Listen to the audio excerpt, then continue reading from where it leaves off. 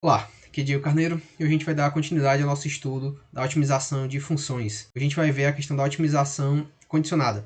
No vídeo anterior a gente falou um pouquinho sobre otimização não condicionada. É fundamental que antes de você ver esse vídeo, se você não viu o vídeo anterior, pause o vídeo e retome ele. Vou tentar colocar aqui em algum card para facilitar para você. Então, o que seria uma otimização condicionada? É comum nos problemas em economia a presença de escassez. A escassez ela é um fato da vida econômica. Então, ela se manifesta nos problemas de otimização por meio de restrições sobre a função objetivo. Então, existem basicamente três tipos de restrições que nós vamos trabalhar. As restrições de igualdade, que serão vistas nesse vídeo, e as demais restrições de não negatividade e de desigualdade serão vistas em vídeos posteriores. Então vamos entender o que eu quero dizer com restrições de igualdade. O problema básico aqui, com a função de duas variáveis, seria esse aqui. Eu quero maximizar uma função em x1 e x2 sujeito a uma restrição. E essa restrição, ela tem essa cara aqui, g de x1, x2 igual a zero, em que g é uma função qualquer diferenciável. Então f de x, quando o problema sem restrição, ela é a nossa função objetiva, a ser maximizada. x1 e x2 vão ser as nossas variáveis de escolha e o g de x vai ser aqui a nossa restrição. A forma mais intuitiva de resolver esse tipo de problema é por substituição. Como assim? Se você conseguir pegar a sua restrição e escrever ela de modo a colocar um parâmetro em função do outro, por exemplo, eu coloco aqui x2 como sendo função de x1, eu posso substituir essa expressão dentro da função objetivo.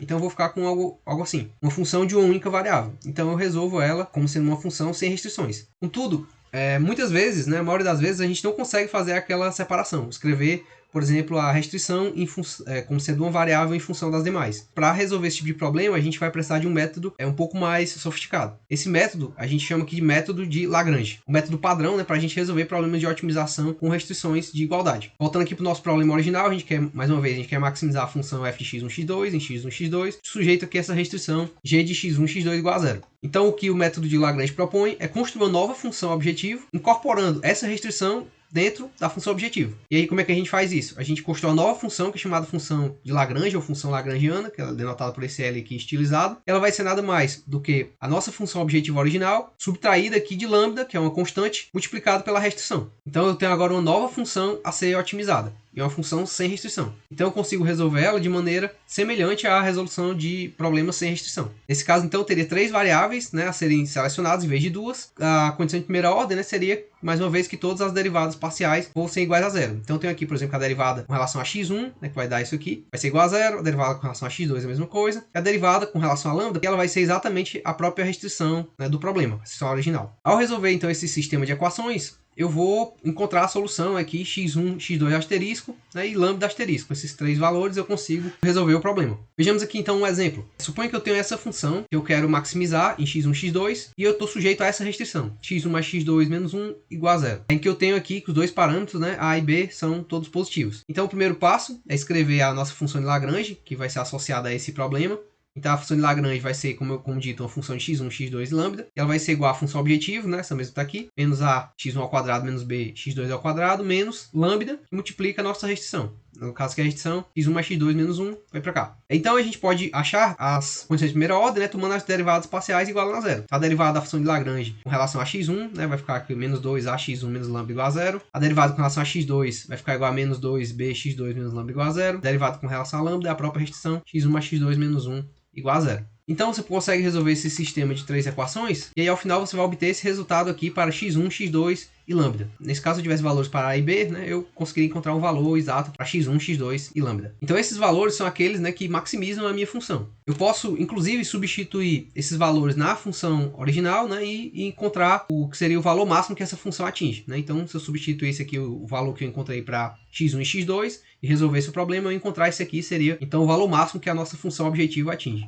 Agora a gente pode generalizar o problema para o caso que eu tenho n variáveis e m restrições, com m menor que n, ou seja, o número de restrições menor que o número de variáveis. Então eu teria uma função de n variáveis, eu quero maximizar em x1 até xn, f de x1 até xn, sujeito a um conjunto de m restrições, g1, g2 até gm. Todas elas aqui dependentes das n variáveis, de x1 até xn, e todas iguais a zero. Então eu consigo montar o nosso lagrangiano dessa forma. Para resumir a notação, eu digo que x1 até xn eu vou chamar aqui do vetor x, e lambda 1 até lambda m eu vou chamar aqui do vetor lambda. Então, o nosso lagrangiano vai depender de x lambda, e ele vai ser f de x menos o somatório com j variando de 1 até m, ou seja, das m restrições, e lambda j, gj de x. E mais uma vez, as condições de primeira ordem vai ser tomar as derivadas com relação a x e com relação a lambda igual a zero. Então, se eu tomar a derivada com com relação a cada xi igual a zero, eu vou chegar nessa expressão aqui, né? Ou seja, para um i variando de 1 até n. E se eu tomar as derivadas com relação a cada lambda j, eu vou ter os gj's iguais a zero, que são exatamente as minhas restrições, com j aqui variando de 1 até m. Então, note que eu tenho aqui um sistema com n mais m variáveis, né? Resolvendo esse sistema, eu vou encontrar aqui nosso x asterisco, né, que é o nosso vetor de soluções, e o nosso lambda asterisco. Dessa forma, eu consigo estabelecer o nosso teorema de Lagrange, seja f de x e g, j de x, né, contínua diferenciável, funções valoradas nos reais. Então eu digo que x asterisco vai ser um ótimo, né, máximo ou mínimo interior, sujeito às restrições, se as derivadas parciais da função de Lagrange com relação a xi forem todas iguais a zero, para i variando de 1 até n. Então vimos as condições de primeira ordem. Agora a gente vai trabalhar com as condições de segunda ordem. As condições de segunda ordem para os problemas envolvendo o Lagrangiano vão ser bem parecidas com o caso de otimização não condicionada, dado que a gente tem agora uma função que depende, no caso, de m mais n variáveis. Primeiro a gente vai estabelecer uma nomenclatura. Essa função resumida aqui vai ser as nossas derivadas da função de Lagrange. Então Li vai ser fi, né, que é a derivada da função objetivo com relação a i, lambda gi, em que gi é a derivada com relação ao parâmetro i. Então as condições de segunda ordem para a nossa função de Lagrange, elas podem ser escritas como, por exemplo, L11. E o que significa L1? Vai ser a derivada segunda do Lagrangiano com relação a variável 1 aqui, o x1, né, duas vezes. Aqui vai ser a derivada parcial com relação a x1, depois com relação a x2. Aqui vai ser a derivada segunda, né, com relação a x2 duas vezes, e assim por diante. E assim como no problema irrestrito, a gente consegue montar uma matriz hessiana. Contanto, essa matriz hessiana, né, ela recebe que o nome, a tradução aqui seria hessiana limitada, né, mas já também o nome hessiana orlada, seria dado aqui por esse h barra e por essas derivadas segundas aqui. Note que essa primeira submatriz aqui, ela é igual a zero, porque uma vez que eu derivo a função com relação a lambda, ela não depende mais de lambda. Então, se eu tomo qualquer derivada segunda com relação a lambda, ela necessariamente vai ser igual a zero. Então, no problema de otimização com restrições, a nossa matriz hessiana ela vai ter essa cara aqui. Aqui eu vou ter esses termos iguais a zero. Aqui eu vou ter as derivadas parciais das restrições. E aqui eu vou ter essa submatriz que vai ter as derivadas segundas com relação às variáveis de escolha, né? x1 e x2, no nosso exemplo aqui. Então, eu posso estabelecer as condições de suficiência para que exista um ótimo local com duas variáveis e uma restrição. Então, se eu tiver aqui x1, x2 e y for a solução do problema, então eu vou ter que o determinante, né, da função hessiana vai ser maior que zero ou menor que zero, né, se eu tiver um problema de mínimo. Então, se x1, x2 e lambda resolvem as condições de primeira ordem, e se o determinante da matriz hessiana orlada ele for maior que zero, então eu digo que eu estou num máximo local, sujeito às restrições. Já se o determinante for menor do que zero, então eu vou estar no caso de mínimo local. Vamos voltar então para aquele nosso exemplo. Agora eu posso tomar as derivadas segundas, né, a partir das condições de primeira ordem do exemplo anterior. Eu vou ter então que a derivada segunda com relação a x1 duas vezes, né, vai ser menos 2a. A derivada cruzada aqui com relação a x1 depois com relação a x2 é igual a zero. A mesma coisa com x2 e x1 também vai ser igual a zero.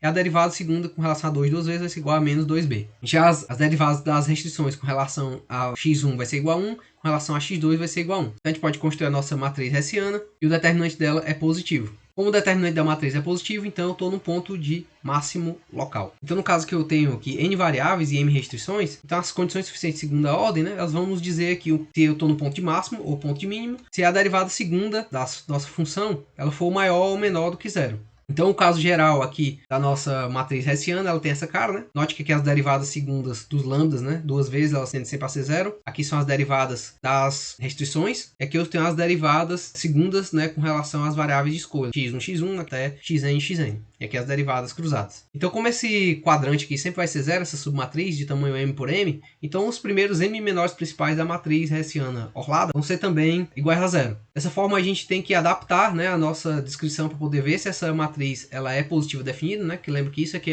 garante a condição de suficiência, para esse caso da matriz orlada. Então, a gente pode estabelecer o teorema observando só os menores principais, né, após esses m primeiros menores principais que são necessariamente iguais a zero. Então eu vou dizer que a nossa função objetivo x, né, com m menos n restrições, desse tipo aqui de igualdade, eu tendo uma função Lagrange como aquela descrita, né, e x asterisco e lambda asterisco vão ser aqueles valores que resolvem as condições de primeira ordem, então x asterisco vai ser um local sujeito às restrições se os n menos m menores principais, eles alternam de sinal dessa forma, né, o dm mais 1 vai ser maior que zero, o dm mais 2 vai ser menor que zero, e assim por diante, quando eu valorar eles aqui em x asterisco, lambda asterisco. Já o x asterisco vai ser um mínimo local, sujeito às restrições, se os n menos m menores principais são todos negativos, ou seja, o sinal aqui é dm mais 1 menor que zero, o determinante do segundo menor principal menor que zero, e assim por diante, quando eu valorar eles aqui em x asterisco e lambda asterisco.